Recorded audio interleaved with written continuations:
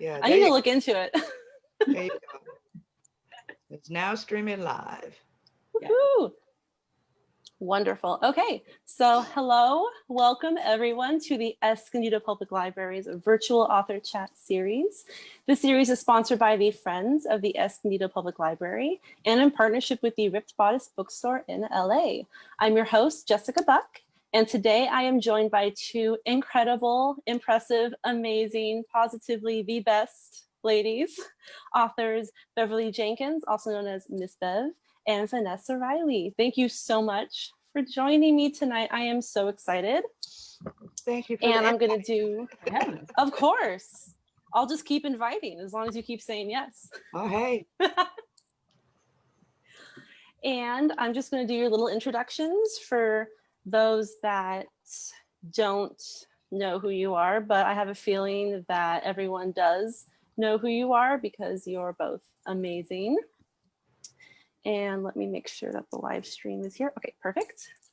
So Beverly Jenkins, Miss Bev, is the recipient of the 2017 Romance Writers of America Nora Roberts Lifetime Achievement Award, as well as the 2016 Romantic Times Reviewers' Choice Award for Historical Romance.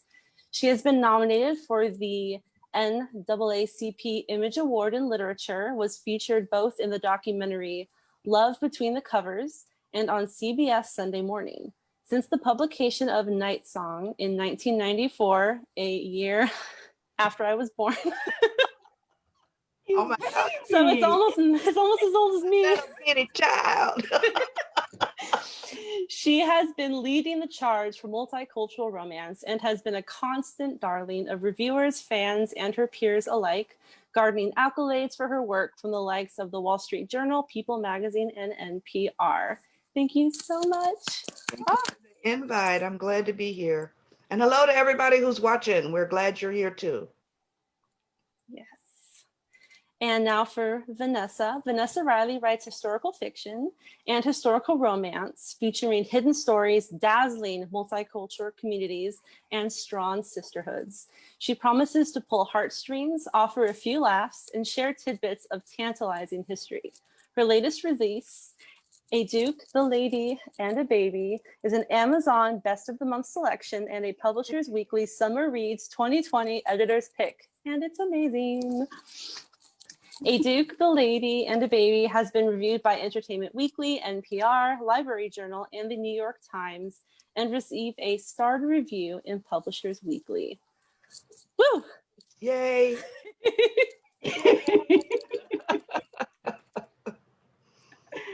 That's awesome. Okay, now that you ladies are introduced, let's just start off with, how are you in this crazy, crazy world that we live in?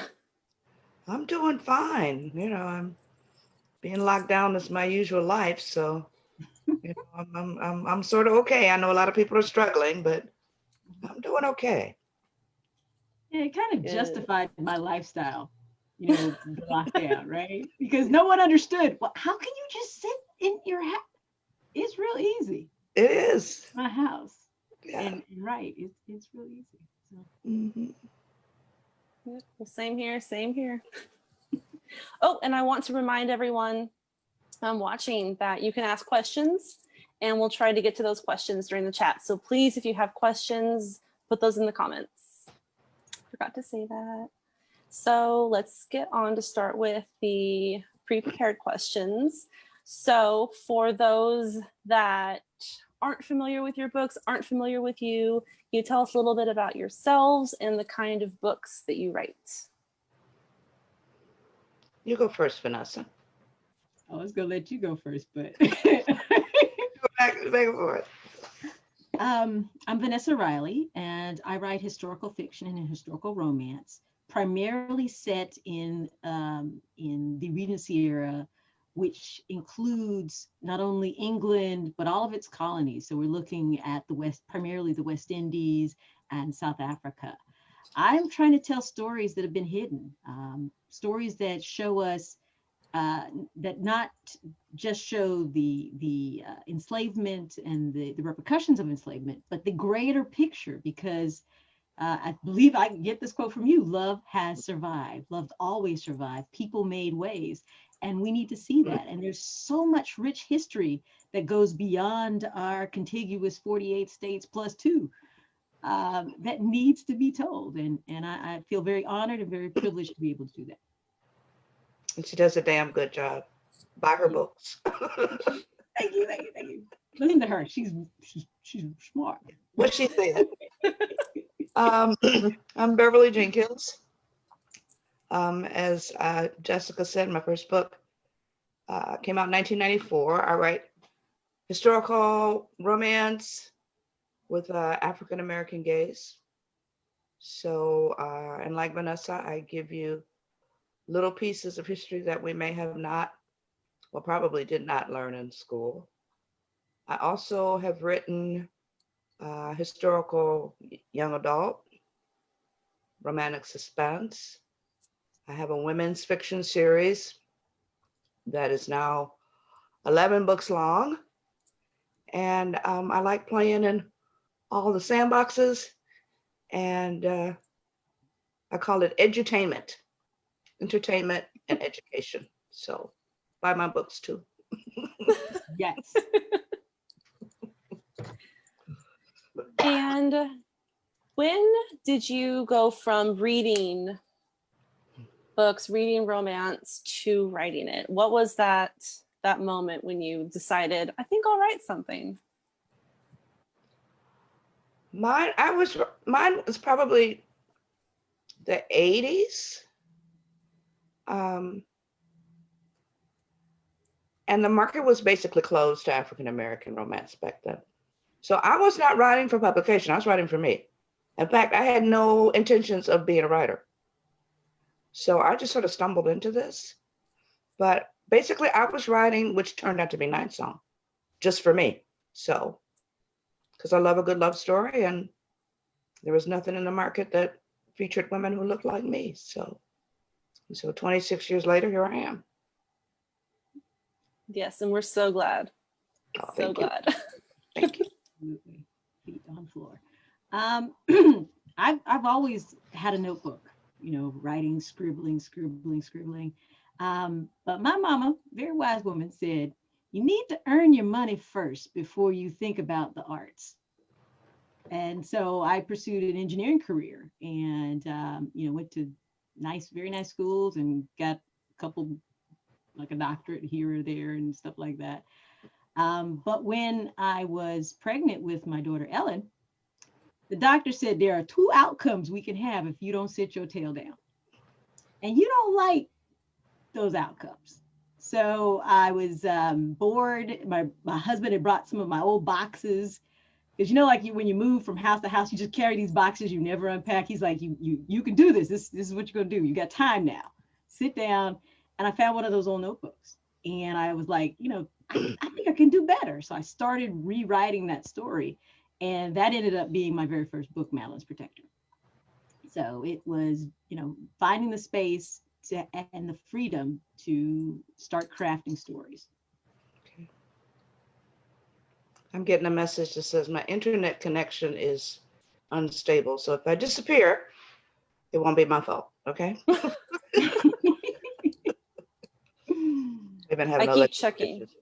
I keep checking the feed just to make sure, because I have Facebook up on one side of my computer just to make sure, because I see that someone is asking about technical difficulties, but it looks like we're still up. So good. We're doing good.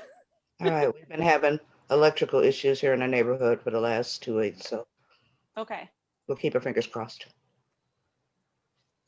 So my next question, and I'll check Facebook in a moment for any questions, is why historical? Why historical romance? What drew you to writing books that are not taking place now? But I know you, Miss Bev, you write some contemporary too, but you started out historical. So why historical? Even because it's not the best, but it is the best, I think. For me, it's the first thing that sold. Practical. I love it. Very practical. See, everybody's mama tell them to make the money first. Yeah. And then I was like, okay, well, maybe they want another one. And maybe they want another one, So, yeah, because the first book I sent, and I've told this story before, was a contemporary. And that book was so bad. Oh my God. I tell people the rejection notice almost beat me home from the post office after I put it in the mail, the book, the manuscript in the mail. But the historical was the first thing that sold. And I love the history. I grew up with African-American history in my home. My mama was Black before it was fashionable. So it didn't make sense to do a story about a Buffalo soldier and an African-American Oberlin educated school teacher and put it against a majority background. So I knew our history had a lot of depth and weight and scope. And so my first, 15, 16 books were historicals. So that's my answer. I'm a history nut. I'm a history nut before anything. And you just start reading these things, and you're like, I know I have those moments where it's like, where are we? We weren't kings and queens in Africa. Then all of a sudden there was a spaceship, took us up, and then we dropped us back here in 1865 because we were missing stuff like slavery. So Yeah. that gap, there has to be something. And I happened to read Jane Austen's Sanditon, and that, very much, I had started sinking into her works. And this is the first one where they're a majority player. The wealthiest woman in the book is a woman of color, Miss Lamb.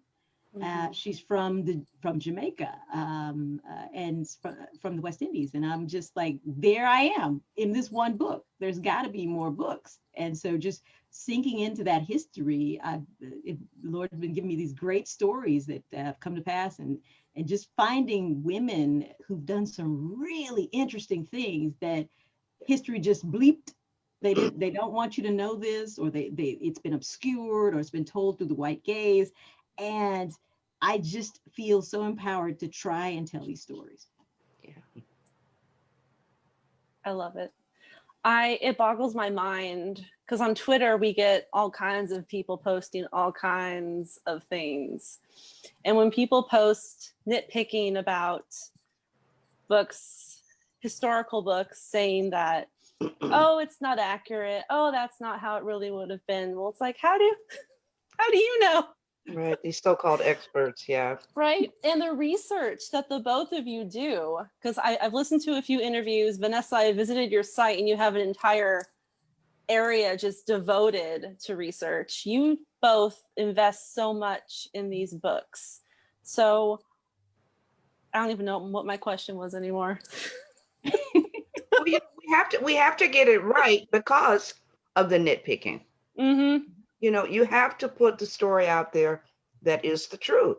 I like to put my stories where African Americans actually walked, so that I don't have to and that's why you get a bib list in the back of my books. Mm-hmm. So that I don't have to deal with did Black people really do this? Were Black people really there? Yes, look it up. Here's the site. Here's the source. Check that out. Then come back and talk to me about, accuracy and all of that.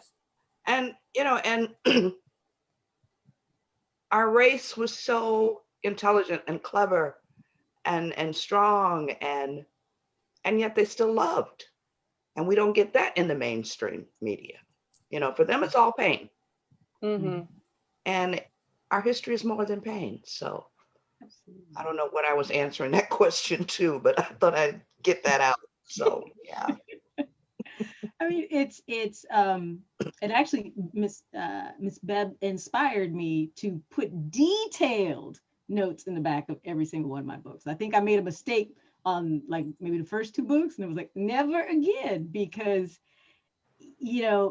people tell stories or people have come to history from a certain perspective, what they see in print, and it's imprinted, this is the way it is. Or you get in Regency, it's Hayer's version. Well, Hayer's version is often anti-Semitic. It's often, tropes or stereotypical things. And there's not a single Black person ever seen in any of these books. I love Annie's Pride and Prejudice with Colin Firth. That's like one of my favorite movies. I think I should have a world record on the number of times I watched it. But there's a scene where Darcy is looking for Lydia. He's in London and he's going down one of these streets and he's got somebody brings him some water to drink and he's just, you know, and there's not a single person of color on that street. In the part of London they were in, he should have seen one.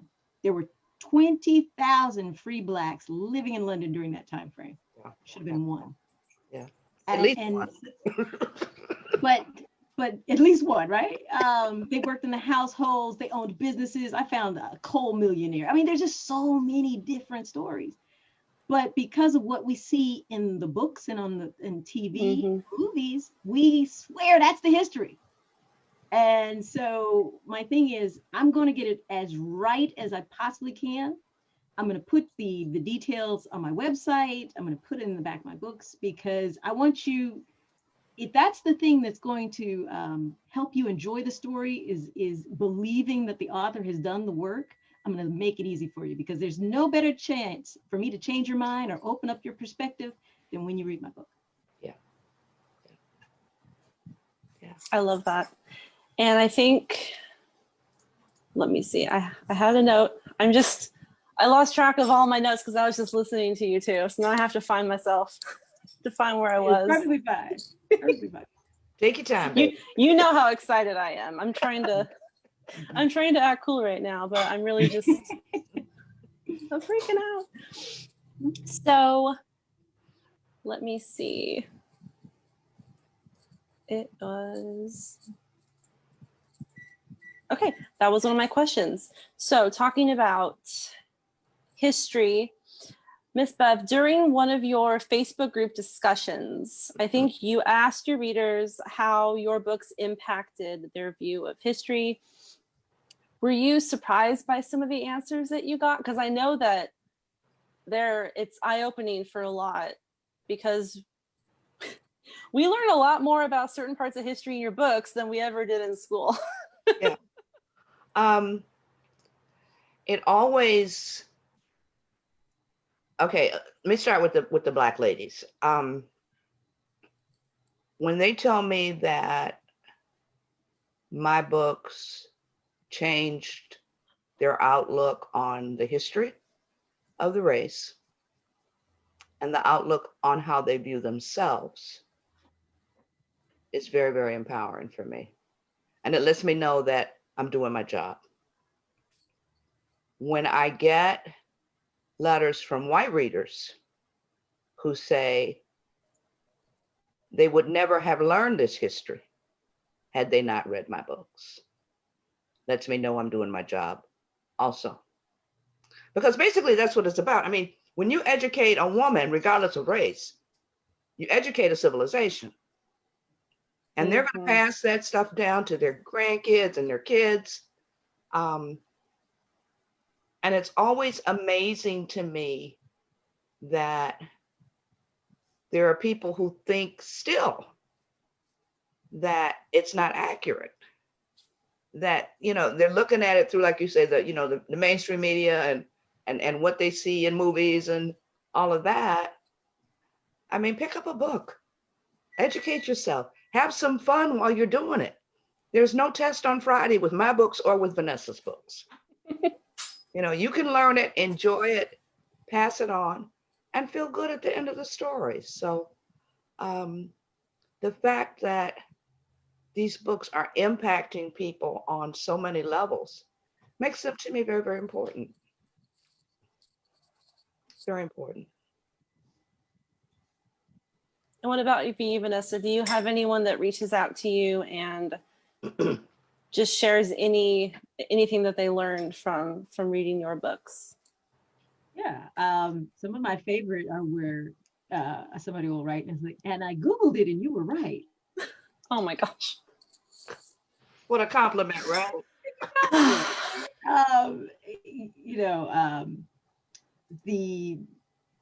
The letters that mean the most are the ones where people were looking for an escape. They were looking for something different. They may have been longtime fans of the Regencies and the balls and all that sort of stuff, but everybody's looking to see themselves. They want to be that girl that or that guy that that person is going to fight through whatever to be with them. And they hadn't seen that before. And seeing it in my books and Bev's books, it's so empowering. It just, there's so much that uh, historical gaze has done to people's self-esteem. When you think that all you have ever been was enslaved, when you miss the legacy of the kings and the queens, when you miss the legacy, like I've got diaries of people just going on about the symmetry of the Black woman in a time frame that most people will say, well, they would never like Black women because they were Black. No. Wrong. Wrong. It's so wrong, right? So it's just, I think those are the letters and the things that mean the most when people's eyes are open and they're looking for more. Now they're going out and they're like, I want to read more. I want to know more, because now they understand they've been cheated and that there's so much else out there. Yeah. So what do you think the historical romance readers of today want to see in books? Like, do they want to see more of what you've been writing about the historical accuracy, more representation? I mean, I know the answer, but I want people to hear the answers of, yes, we want more. They want to see themselves, regardless of identity. Mm-hmm. You know, it's not just Black people. It's, you know, people of all identity, queer, and, you know, all of that. And there are writers who are giving them those stories. So unlike when I started in 94, where, you know, you had two branches, you had historical and you had, you know, white, and you had sort of me, you know. Actually, it was just you. Well, you know, you had Brenda and them doing contemporary. So, but historically, there were no queer stories back then. So I think readers are demanding that romance show love in all of its beauty, because love is love, is love, is love, is love. So at least that's what I think. I don't know. I think you know a lot. So that, I think and just to go back to historical accuracy, there's once again these lenses. If you take Hayer and that have basically, this is how Regency or historical fiction should be. There's no one that's homosexual. There's no one that's Black. There's all these no's, right?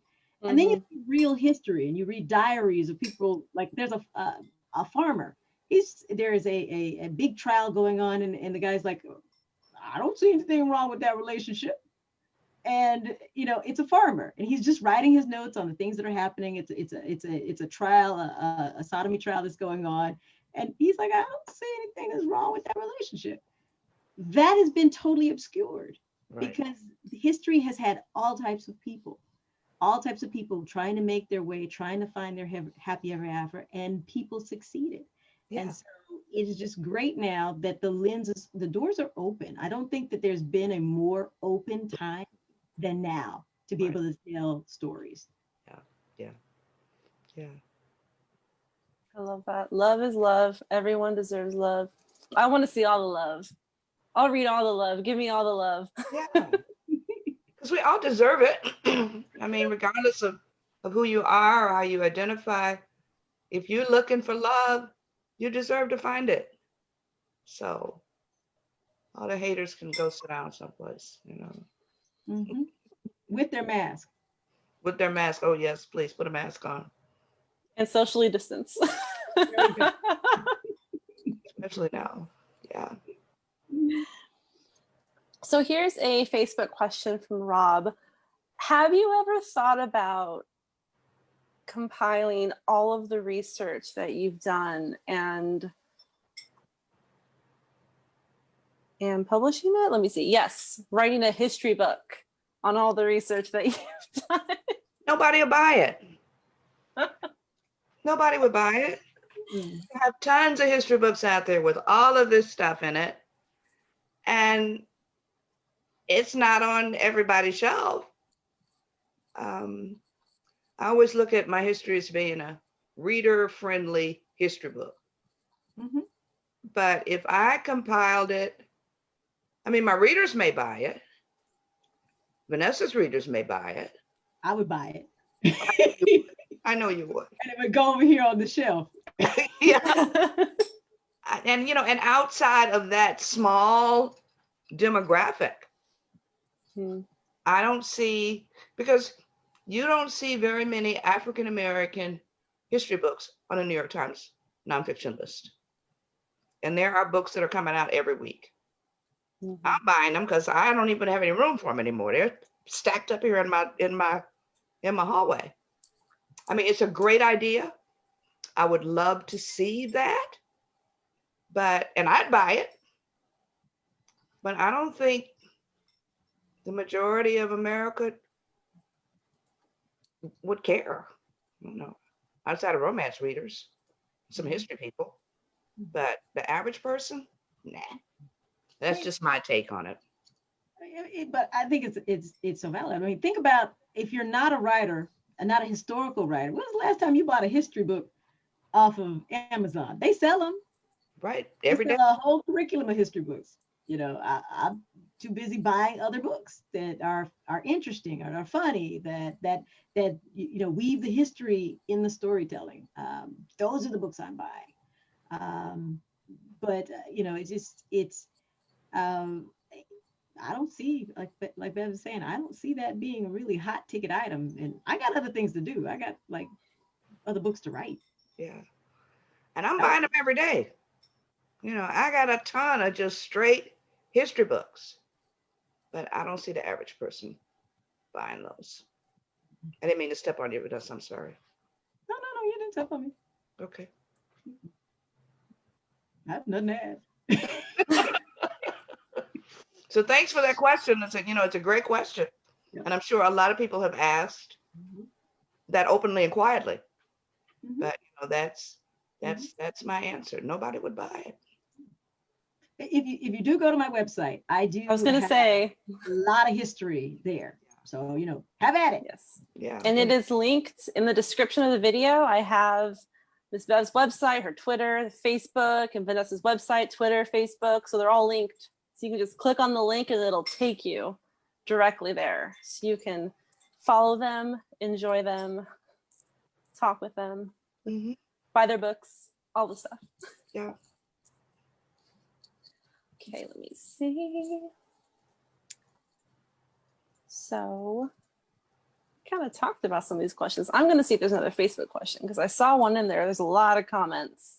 People are excited to be listening to you ladies. Oh, yeah, because I can't see the comments on my thing. Yeah. I don't risk it because if I click over, everything's going to blow up. So this is from Diana, questioning about publishing format.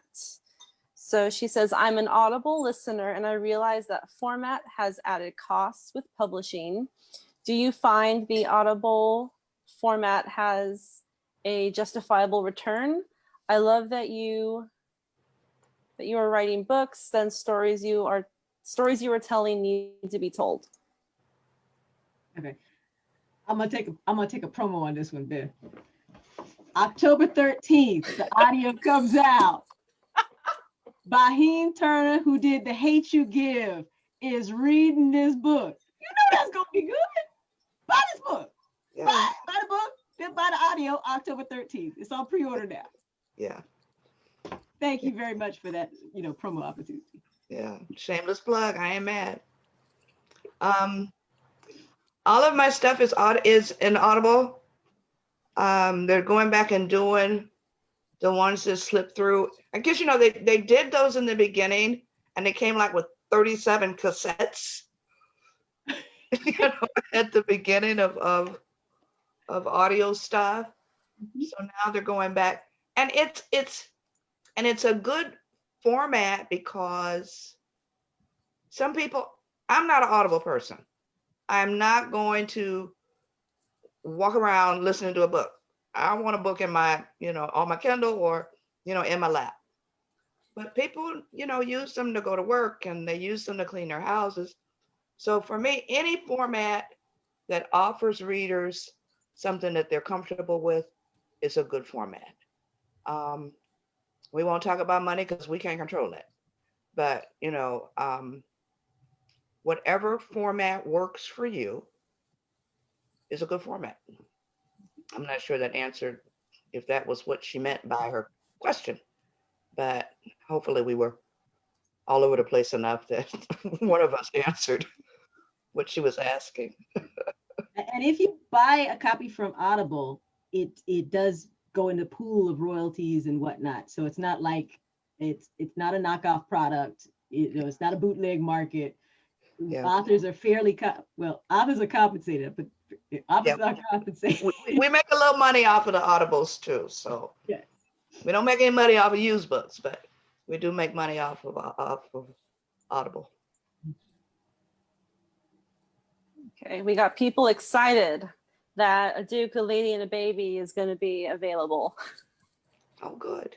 Woohoo! I'm excited too. I'm not a big audiobook person, but I've started to get into it because my romance book club, everyone keeps telling me about how great all the audiobooks are. So I gotta get into it more. I gotta get into it.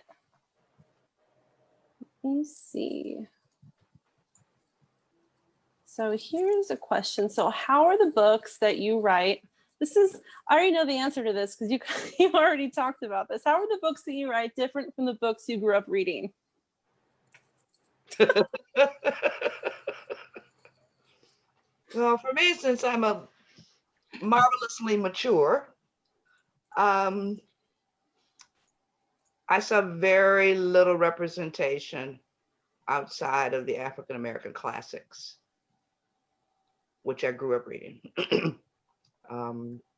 There was very little, there was no suspense, there was no romance, there was no quote unquote mass market kind of books for a little Black girl on the east side of Detroit who was going to the Mark Twain library once a week. I love libraries. So I said that to you. I love libraries. We love you, libraries. Yes, we do. So the books were basically mostly white, but it didn't stop me from reading. It didn't stop me from going to the library, but I'm so glad that that has changed because now a little Black girl from the east side of Detroit can go into a library and find books that look like her, that reflect her life, and that can still take her places that she may not go for 20, 25 years or ever go to. So that's how they're different, at least for me. Very similarly, because pretty much general fiction was where the only place that you would see a Black face. So Maya Angelou, I love her to death, but those were not romances. No, they're not. No guarantee nothing happening right in the books, but you're just drawn into the beauty of the power and the prose. So the fact that you can go now and see Beverly Jenkins on a shelf, Vanessa Riley on the shelf, Alyssa Cole on the shelf, Piper Hughley, so many different names on the shelf that you have options, and the romances will have the happy ever afters on there. It's just a new day and time. Yeah. Mm-hmm. Since libraries just naturally happen to come into the conversation, I want people to know that if your library doesn't carry these books, you can request that they buy them, and you should, because the more people that want them, the more copies they're going to buy. So if you don't see the books you want in your local library, call them, ask them how to do a purchase request, and then they're probably going to end up buying them. Yeah. So that's just my little PSA for the chat. If you don't see it, you make it happen. And my PSA, the best gift you can give a child is a library card. Yes. You just can't. I mean, it's free, you know? It's the best thing you can give a child. It's not a PS4, not a, Minecraft, not a, a library card. Because it can take them so many places, and it can familiarize them with so many different things and life and places. And I would not be who I am and be here talking to you were it not for the Mark Twain Library in East Side of Detroit. So that's my PSA for libraries everywhere. And it's free. Free. Free is still free.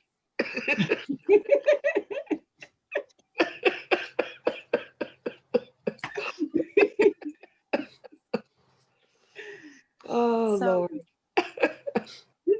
So here's a question from, I believe, Esther. Is there a historical setting you haven't written in yet that you would like to tackle?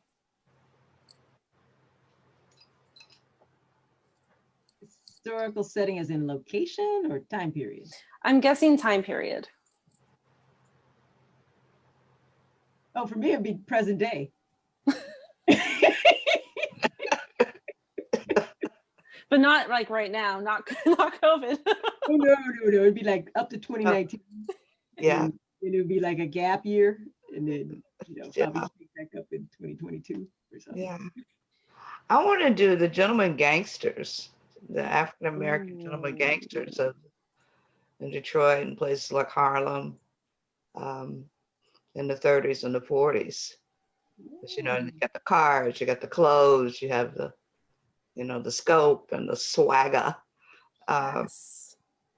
So I'd like to do that. I don't know when I'm gonna get to it, but I would love to do that era because I've done everything else. So except for the fantasy I want to write, but that's a different conversation. But yeah, for romance, I'd love to do the gentleman gangsters of the 30s and the 40s before, the white gangs brought the dope into the community. So I'd like to do that. Mhm. That sounds amazing. It does. Like, you write it and we will read it. Okay. All right. I love it. Yes. Okay, I'm just checking Facebook to make sure that I'm not missing any questions because everyone's just chatting about how excited they are.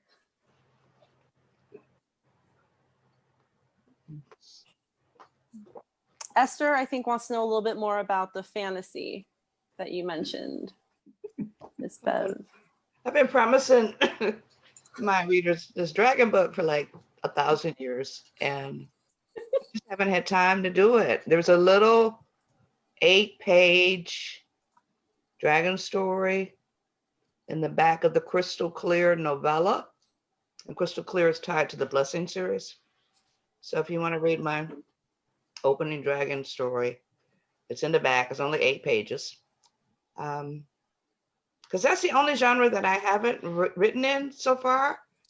And it is my go-to genre. When I'm not writing romance, I'm reading fantasy. I'm reading Pat Briggs. I'm reading Alona Andrews. I'm reading Jim Butcher.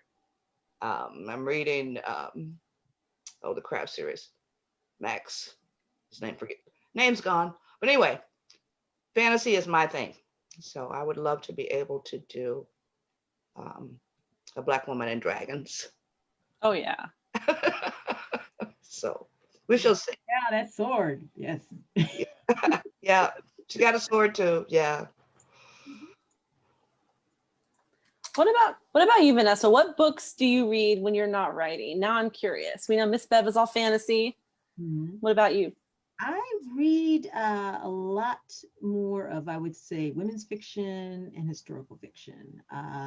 So on my present shelf, I've got Hilary Mantel's The Mirror and the Light. So we got Thomas Cromwell in there. We go up to The Vanishing Half with Britt Bennett. So eclectic things, there's Shakespeare over here, and because I'm a serial rereader. So, I got my Miss Bev collection is over here and over there. So, Bless you. Bless you. serial rereader and whatnot. But often when I'm writing, I can't put anything else in there. It's like I have a week or 2 weeks in between books, and I will do like a mad dump. I'll read like 6 books in. Yeah. Yeah. I'm the same way. I can't read, but especially I can't read contemporary if I'm writing historical, because it screws up the rhythm and it screws up, the flow, because there's two different, at least in my brain, it's two different parts of my brain. So I definitely cannot read contemporary, but I can't read anything when I'm writing because, more than likely I'm behind anyway, so I don't really have time. So the truth tell the truth. So, yeah.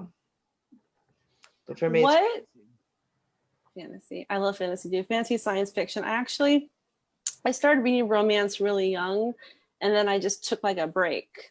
And then I got back into it a few years ago, and I haven't looked back. I gotta have my happily ever after, especially right now, because the world just makes me anxious. yeah. So what are there's the question. What does it look like when you're writing? Do you have just Post-its everywhere with the plot down? Do you have a notebook? Do you just write and see where it takes you? What is the writing process for you? What does that look like? I am an immersive writer. So trying to do something causing a whole bunch of things to fall off the desk. So wood samples. So I have. What are those? Wood samples. Wood samples. Okay. Yes. So if my heroine is into woodworking. Oh, okay. I get it. I get it. Okay. So we have all that kind of stuff. I've got a scent box. So I have this huge. Hold on a second. This is interactive live. This is what we're here for. Yeah. Oh, wow. So literally, different scents that you could like, I have like orchids. That, like if that's the scent for my heroine, I'm going to sniff that. I'm going to think about the vanilla in there and all those different things. I love it. So I have, so I'm that's what I have. And then everywhere else is tons of research books all over my floors. So it's, when you come in, my husband can like, oh, you're in the middle of a book, aren't you? Because like everything's chaotic. Yeah. But it's fun. I'm a pantser. So I don't know what's going to happen in the book. I get a vague sense. My characters know the story. In fact, they're sitting in the corner laughing at me most of the time because they know the story and I don't. So, and they'll, feed me little pieces every now and then. But lots of paper, Jesus. Like you, everything's everywhere. I've trashed my office. Now I've trashed the bedroom, which is where I'm writing now because I can't get into the office. So, and I remember, when hubby was here, he was like, "You think we're ever going to be able to eat at the kitchen table ever, again in life?" So my shit's everywhere. But I'm a pantser. So if I have to plot everything out and, I have to give Erica an outline, which usually is sort of trashed by the time we get done with the book because things are different. But if I have to write everything out, for me, it takes all the energy out of the book. And I'm ready to go on to the next book. So I like the excitement of not knowing what's going on, and I let the characters tell the story. So that's my process. Yeah. I'm not immersive, which I had never seen before you, my dear.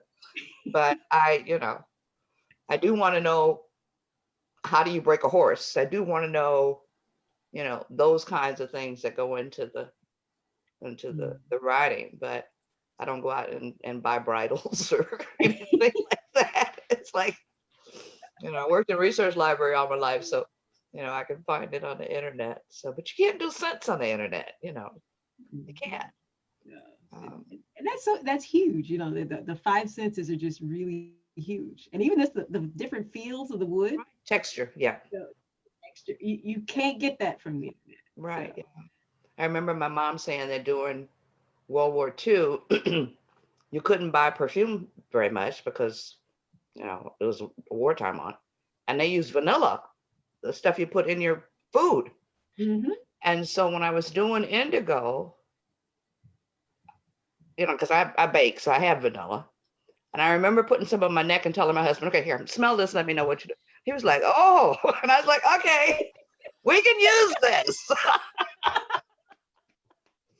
And after that book came out, you could not find vanilla anywhere because my readers were all buying it everywhere. It was like, You're responsible for the shortage. I know. Everywhere I went, I got vanilla candles and I got soap and I got body wash. And so, yeah, so I'm immersive in a different kind of way. Yeah. But you know, when you get it right, though, that's the reaction. Mhm. And for me, I love that. I love that so much. Yeah. Yeah. Yeah. You know, the texture of his wool pants. I mean, you know, yeah. Mm. Yeah. I get it. I know as a reader, I love those details because it puts me right there in the story where I can feel it or I can smell it.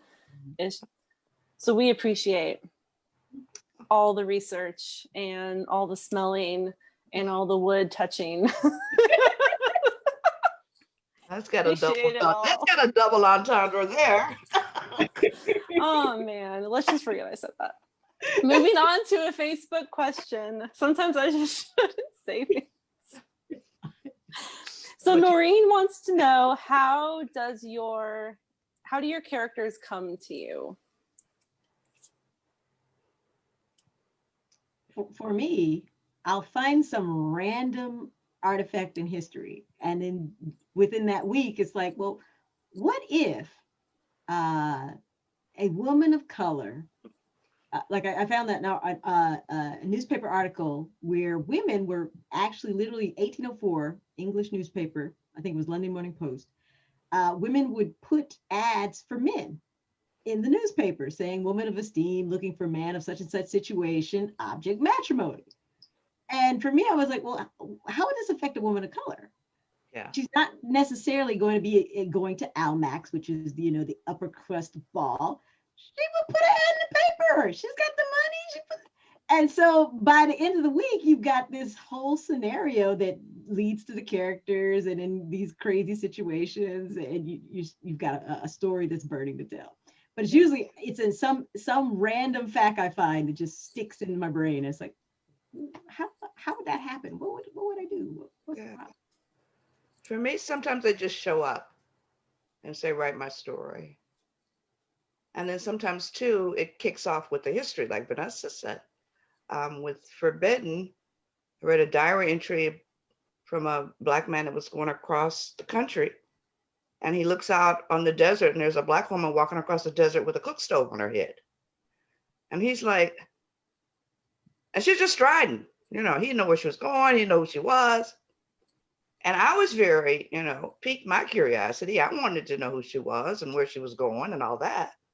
And since I didn't know, I gave her a purpose and a name, and she turned out to be Edie in Forbidden. So, and I think for all writers, it's different, but the same in the sense it's the what if and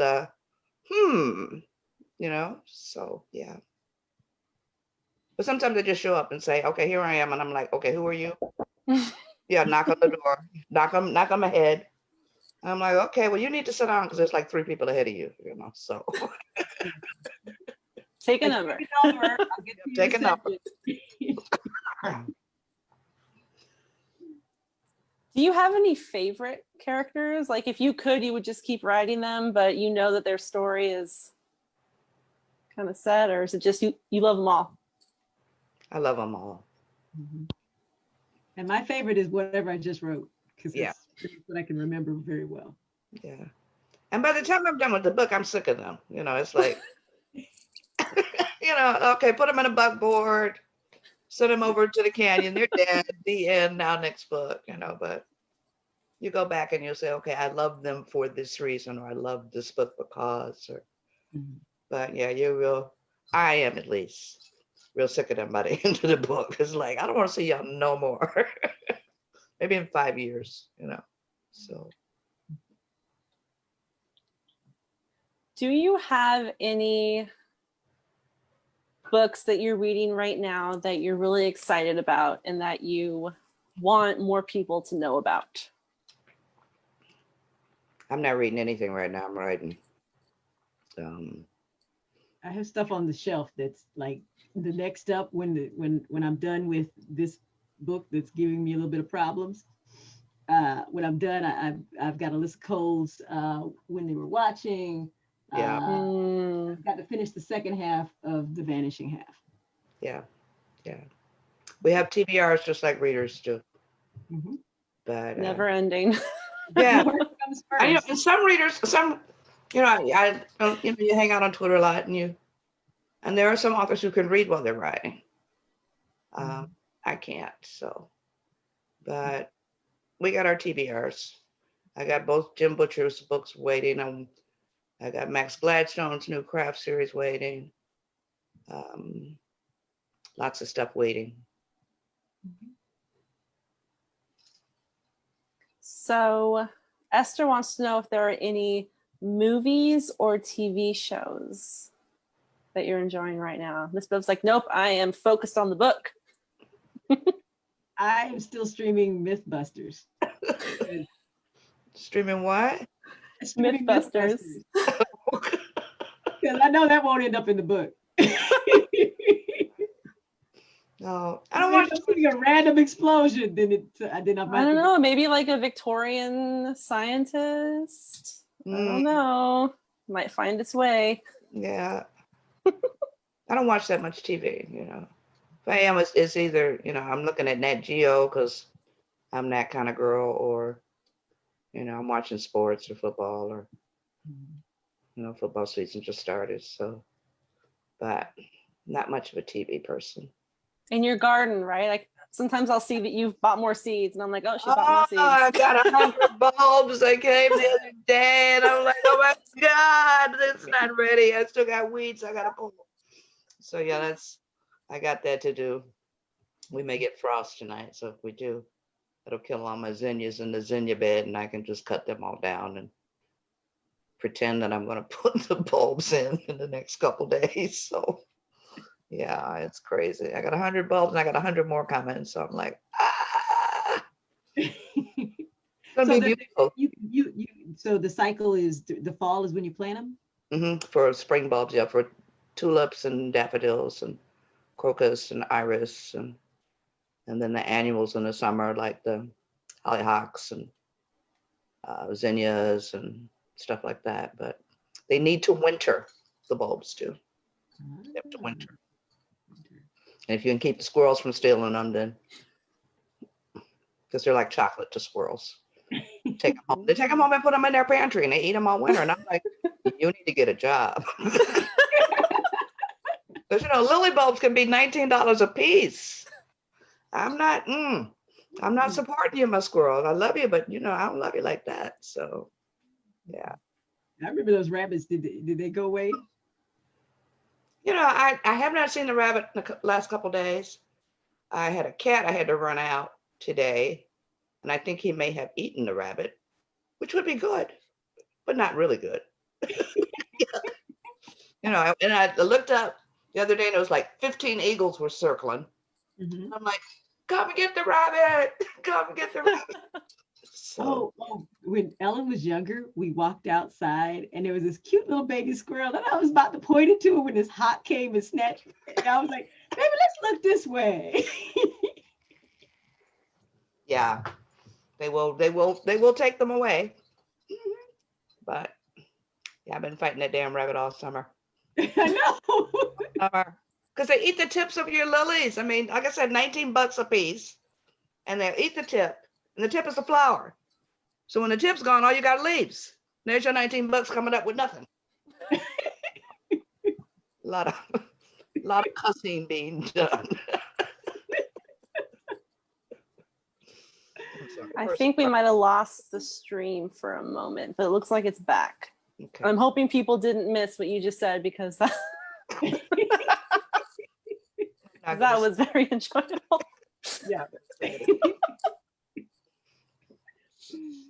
So Gloria says, Miss Bev, I believe your Hopetown is coming to real life. 19 families bought 97 acres in Georgia to create a city.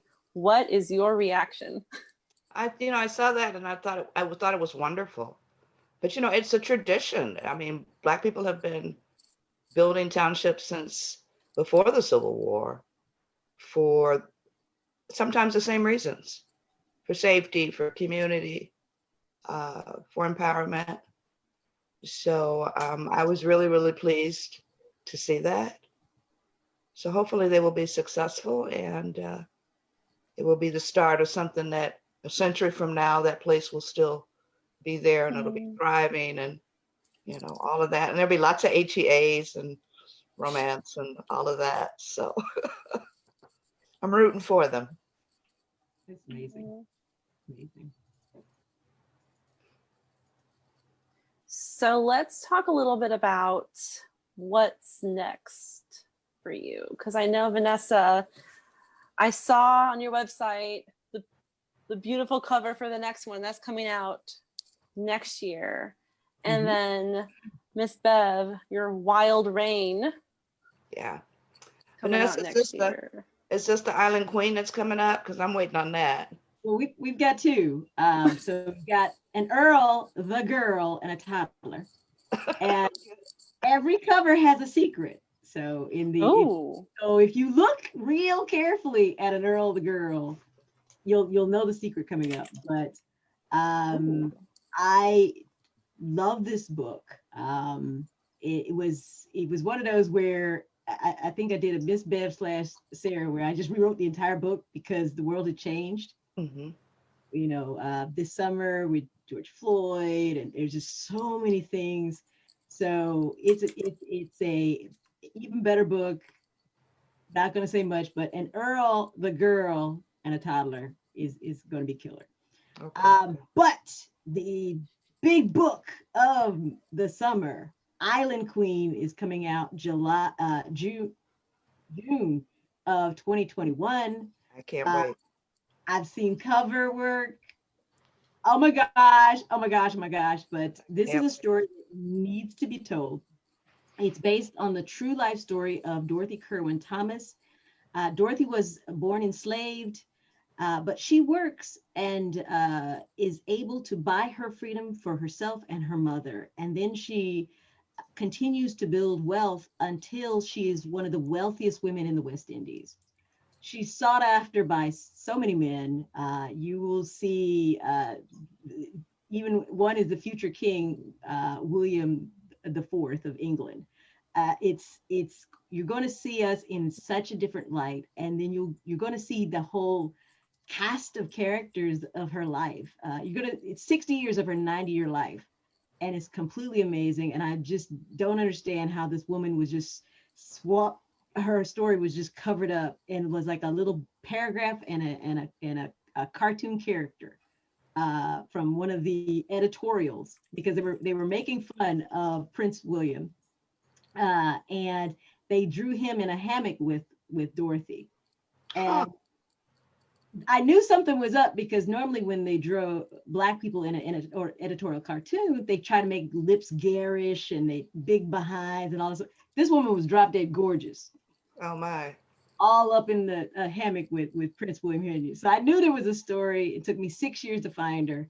Dorothy Kirwan Thomas, Island Queen, will be out in June of next year. I cannot wait. I have been waiting for this book. When she first told me about it, I was like, okay, I want the book tomorrow. Yes. And that was years ago. So yeah, we're gonna promote the hell out of it too. So Thank I'm you. looking forward to promoting it. Yeah. For me, Wild Rain, she is to be out in February. It's the second book on The Women Who Dare. She is a lady rancher and she's got a. I think I've written my first cinnamon roll hero. Um, he is so sweet. Oh my God. And she is such a force of nature. She's like, why are you in my life? Um, and she's an interesting woman. She's a woman that I'm dedicating to all of the ladies who choose to be child free. We don't see a lot of those in romance. Um, and no, she doesn't change her mind. The magic peen does not make her change her mind. Um, so I'm sorry, I forget we're in a library. Oh, it's okay. This is an adult program. Um, I already but talked about touching wood, so I think we're past that point. Thank you. but she is pretty hard boiled, pretty flinty, pretty amazing. I loved writing her stories. So I'm looking forward to the debut in February. And once again, that's exciting to see that type of story with a heroine that has chosen her happy ending. Yeah, Performing, and it just adds to even the diversity within the diversity. yeah, yeah. Because there's a lot of women out there who, I don't want kids. I choose to live my life child free. And and that's different from women who are medically unable. Mm-hmm. So part of the dedication is to women who refuse to change their minds. So hopefully readers will enjoy her. And I enjoyed the hell out of writing her. So we'll see what happens. We'll see what happens. Good. Yeah. I'm so excited. There's so many books and I just want to read them all. I know. My We're all list going is to the growing. poorhouse. We're all going to the poorhouse, buying books or borrowing books from the library. But we're gonna be happy though. Yeah, We're we gonna will. be happy at it. We'll be happy in the Be poorhouse. broke. Yeah, Buying books is a Mhm. good way to be broke. yeah. Oh yeah. We'll read each other in the poorhouse. Yeah. Mhm. So we're past the end, but that's okay. So we've already talked a little bit about libraries and how important they are to you and how much you love them, which makes me happy. But there's one question that I always ask at the end of these chats, and it's about libraries. It is, what is your favorite library memory? My favorite library memory is they don't have them that much anymore, but it's the card rack with the little The card Oh, the catalog. card catalog. card catalog. Now it's like you go and because I took Ellen and I was like, wait, oh, it's on the computer now. Because I was all excited, like, this is the card. No Oh. card catalogs. That was my thing, because you would spend hours researching, digging, and it was the card catalog. Unless you had to file them, then you had, and that's a good thing. Me, my best library moment has an S on the end because I worked in libraries. So being able, and it was university library, different departments. I worked reference, I worked information desk, I worked graduate library. But the best part was being able to go into cataloging before the books hit the shelves and to see what was there and talk to the nice little old lady librarians and say, the catalogers, and say, can I take this home? And they'd be like, all right, Beverly, as long as you bring it back and it's not, messed up. So just the whole atmosphere. I mean, if you're an avid reader and you get a chance to work in a library, it's heaven going to work every day. Absolutely heaven. 3 floors at the University Library. They had a beautiful Japanese cherry tree out front that bloomed in May, and it was beautiful to come to work. So yeah, for me, my moments were working in the library. So yeah. Very nice. I will say that working in a library is definitely a calling. So those of us that work in a library, we love what we do. I was just telling my husband last night, like, I love being a librarian. I can't imagine doing anything else. Yeah. I just love it. I got my librarian bag and I got my librarian desk. Yeah. All my librarian stuff. Yeah. And and that was why when I received all these hundreds of rejection letters for that first book, that it didn't bother me, because number one, I wasn't writing for publication. I was just writing for me. And number two, I had my dream job. I was working in the library. I didn't care about rejections from people I didn't know or care about. I got to go to work every day. So it's like, okay, reject my book, I'm still going to the library in the morning. So yeah. Exactly. I love that. Oh, I just love hearing these things. Okay, so I think that we got through hopefully all of the Facebook questions, but there are 109 comments. So if I missed any of your questions, I'm sorry. I tried to keep up. I tried. So I guess that is the end of our chat. Thank you so much again for joining me, Miss Bev, Vanessa. It has been just the highlight of my day, the highlight of my week, probably the highlight of the month, but probably the way things are going. I don't think it's going to get any better. Well, I appreciate the invitation, and Thank you so much for putting this together. I was going to say, anytime I can hang out with Vanessa, it's always a good day. So thanks. My Bev time.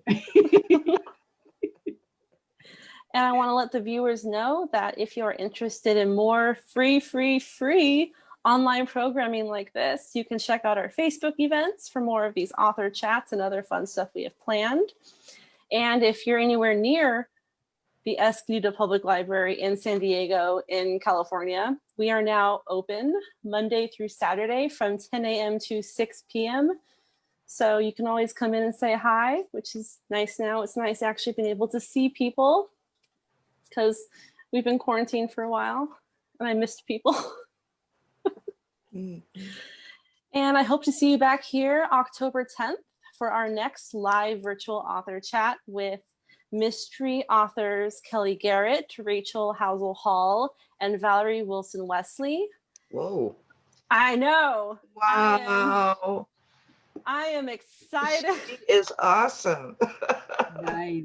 It's going to be wild. I'm really excited about that. It's going to be the first time we've had mystery authors, so I am excited. And I always forget, but this time I'm not going to forget because I wrote it down. If you have a chance, viewers, there is a little short survey in the description of the video, and I'm going to post it into the comments. It's only 3 questions. It helps us know if you enjoyed the event, how you found out about the event, and any comments you have, and it helps me justify having these events. So please, please, please, 3 questions. It's short. I will think happy thoughts for you for the rest of the month if you do it. And yes, thank you so much, everyone, for joining us. And I hope to see you next time. And thank you again, Miss Bev and Vanessa. You've been wonderful. Thank you. Thanks to everybody who showed up. We really, really appreciate the support. And fill out the survey, okay? Don't make me come over there. She's gonna send a squirrel after you. I know. Or the Eagles. Don't. We're not playing with y'all. Come on. Help her out.